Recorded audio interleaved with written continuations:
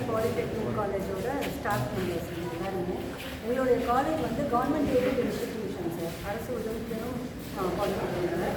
So கவர்மெண்ட்லேருந்து grand வந்து எங்களுக்கு சம்பளம்லாம் பார்த்தீங்கன்னா இப்போ ஒரு 10 இயர்ஸாகவே ரொம்ப இன்கரெக்டாக சம்பளம் வந்துருக்கு. மாதம்லாம் வந்து கிடையாது.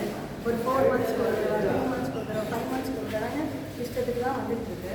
ஆஃப்லைட் இப்போ லேட்டஸ்ட் பார்த்தீங்கன்னா இப்போ ஒரு 5 மாதமாக எங்களுக்கு இன்னும் சம்பளமே வரல. இது மட்டும் இல்லாமல் எங்களுடைய பிஎஃப் பணத்தை எங்களோட சம்பளத்திலேருந்து முடிச்சு எங்களோட அக்கௌண்ட்டில் கட்டவே இல்லை. எத்தனை வருஷம்னு பார்த்தீங்கன்னா 7 வருஷமாக ஆல்மோஸ்ட் 84 மந்த்ஸ் 84 மாதமாக எங்களோட பிஎஃப் பணத்தை பிடிச்சி இன்னும் அவங்க வந்து கட்டவே இல்லை. ஒவ்வொருத்தர் டீச்சிங் ஸ்டாஃப் எல்லாம் பார்த்தீங்கன்னா ஒவ்வொருத்தருக்கும் மினிமம் 20 lakhs கிட்ட வருது. அப்படின்னே சேர்த்தா 20 லட்சம் ஒரு ஸ்டாஃபுக்கும். அப்போ டோட்டலாக நீங்கள் பார்த்துக்கோங்க, அந்த அளவுக்கு எங்களுக்கு ப்ராப்ளம் இருக்குது. ஸோ அதனால் நாங்கள் என்ன பண்ணியிருக்கோம்னா, நாங்கள் வீட் of complaint to the directorate of commissioner of technical எஜுகேஷனுக்கு கம்ப்ளைண்ட் கொடுத்துருக்கோம். சிஎம் செல்லுக்கு பெட்டிஷன் கொடுத்துருக்கோம். இங்கே வந்து கலெக்டர் ஆஃபீஸ்க்கு கொடுத்துருக்கோம்.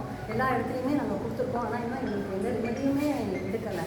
அண்ட் நேத்திலேருந்து நாங்கள் இந்த போராட்டத்தில் அதனால் இறங்கியிருக்கோம். இத்தனை போராட்டத்துக்கும் நடுப்புற நாங்கள் எந்த கிளாஸஸும் ஸ்டூடெண்ட்ஸ்க்கு அஃபெக்ட் ஆகலை சார். ஸ்டூடெண்ட்ஸ் பாட்டு கிளாஸஸ் போயிட்டு தான் இருக்குது. இன்றைக்கி கூட பிளேஸ்மெண்ட் செல்லில் பிளேஸ்மெண்ட் ஓடிட்டுருக்கு. கம்பெனி வந்து பசங்களுக்கு பிளேஸ்மெண்ட் போயிட்டுருக்கு. ஸோ அதிலெல்லாம் நாங்கள் எந்த இதுவுமே பண்ணலை. எங்களுக்கு வேண்டியது எங்களுடைய இந்த இது சம்பளத்தை வந்து ரெகுலரைஸ் பண்ணுங்கள். மாதமானால் எங்களுக்கு 1ஆம் தேதி ஆனால் எங்களுக்கு சம்பளம் வரணும். அதேமாதிரி எங்களுக்கு பிடிக்கப்பட்ட எங்களுடைய பிஎஃப் பணத்தை எங்களோட அக்கௌண்ட்டில் கட்டணும். இதுதான் எங்களோடது. இன்னொன்று அதேமாதிரி இப்போ 6 மாதமாக சம்பளம் வரல சார். எங்களுக்கு அந்த கவர்மெண்ட் ஹெல்த் ஸ்கீமில் இருந்தெல்லாம் பிடிக்கிறாங்க. இப்போ அதுவுமே கட்டாமல் தான் இருந்திருப்பாங்க நினைக்கிறோம், எங்களுக்கு தெரியல.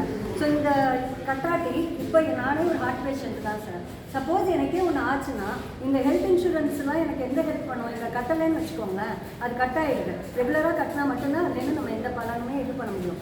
இப்போ அதுவுமே கட்டலைன்னும் போது அதுவுமே எனக்கு அஃபெக்ட் பண்ணுது. இங்கே பார்த்தீங்கன்னா எங்களோட குடும்பத்தில் எல்லாருக்கும் பசங்க இருக்க ஃபீஸ் கட்ட வேண்டிய காலேஜ் படிக்கிற பசங்க இருக்காங்க, கல்யாணம் பண்ண வேண்டிய வயசில் இருக்காங்க.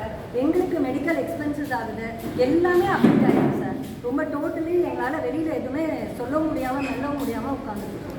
ஸோ அதனால தான் நாங்கள் இந்த போராட்டத்தில் எதுவும் ரொம்ப வருஷமாக நாங்கள் இப்போ தான் 2023லேருந்து இந்த பிரச்சனையை சொல்லிட்டு தான் இருக்கோம். பல இடத்துக்கும் கம்ப்ளைண்ட்ஸும் ரேஸ் பண்ணியிருக்கோம், கமிஷனருக்கு சொல்லியிருக்கோம், எல்லா இடத்துலையுமே சொல்லியிருக்கோம். ஆனால் இன்னுமுமே எங்களுக்கு எந்த ஸ்டெப்புமே எடுக்கப்படலை. அதுக்கப்புறம் தான் இந்த இதை ஸ்டார்ட் பண்ணோம்.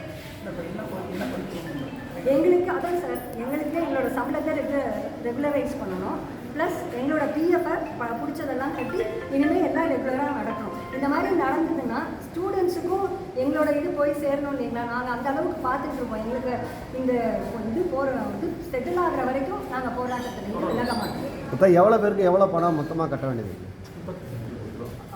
32 டோட்டலாக ஸ்டாஃப் மெம்பர்ஸ் வந்து 5 மாதம் சம்பளம் வரல சார். அது பார்த்தீங்கன்னா ஒரு 33 ஸ்டாஃப் மெம்பர்ஸ்க்கு வரல. டீச்சிங் நான் டீச்சிங் எல்லாமே சேர்த்து பணம்னு பார்த்தீங்கன்னா எங்களுக்கு ரொம்ப எக்ஸாக்டாக பார்த்தீங்கன்னா ஒரு 4 to 5 crores கிட்ட வரும் சார், எங்களோட எல்லா செட்டில்மெண்ட்ஸும் பண்ணுறதுக்கு. ஏன்னா எங்களோட இது மட்டும் இல்லாமல் நிறைய நிலுவைகள் இருக்குது. 6th pay commission arrear, 7th pay commission arrear, அந்த மாதிரி நிலுவைகளும் இருக்குது. ஸோ இதெல்லாம் கணக்கெடுத்திங்கன்னா கிட்டத்தட்ட 5 கோடி தேவைப்படும் சார். ஆனால் அரசாங்கம் கொடுத்துட்டாங்க அந்த பணத்தை.